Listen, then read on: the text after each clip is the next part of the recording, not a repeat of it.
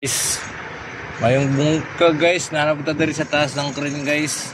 So ang problema nito guys, yung sa switching niya sa brake, dumaan kasi siya dito sa ino. Kaya gumalo tong 1km1 sa kawim to, palitan lang yung switching niya. Mapalo dun sa nakakonekta sa diode yung switching para mag-open yung preno. So ito wala na to wala nang contact, tsaka ito wala na rin. So kung problema nito, dito patakbuhan tayo ng wire, hanap tayo ng contact doon sa brake. Ito kasi yung brake niya may isa pang bakante, tsaka may isa pang NO. Dublehin na natin para sure ball, dalawa. So mag wiring tayo galing dito sa jumper tayo dito, jumper. Kasi may bakante contact dito.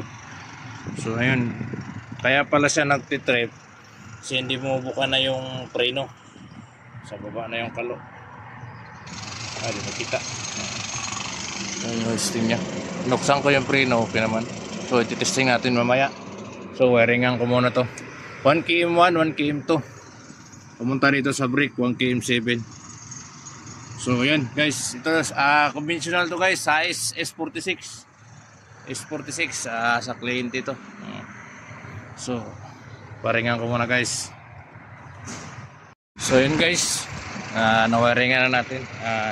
Normally open lang naman yung kailangan kasi dito para sa switching niya sa up and down. Ito yung up and down, wala nang kontakto. So kumuha tayo doon sa brake kasi yung brake sabay naman siya sa up and down. So dito tayo kumuha, may bakantin dalawa. So dinalawa na natin para sure ball. Kung masira may isang contact, mayroon pang isa. So yun guys, testing muna natin. Guys, okay na guys. Sabay siya sa up and down, 1km1, dan up, down.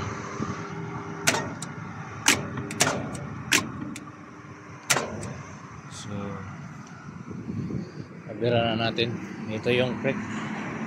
Yung brake binuksan lang natin para panigurado ko.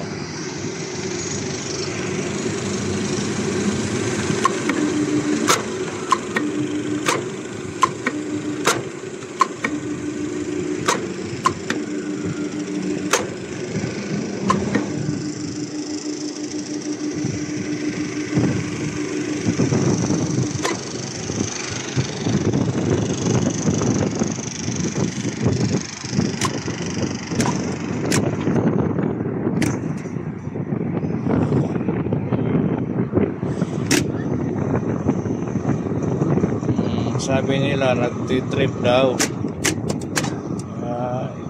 Magtitrip talaga yan kasi hindi na bumubuka yung preno. Iinit yung motor. Trip na yun.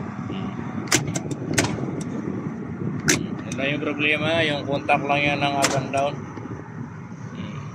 So nilipat natin sa mismong brake. So yun lang guys, thank you.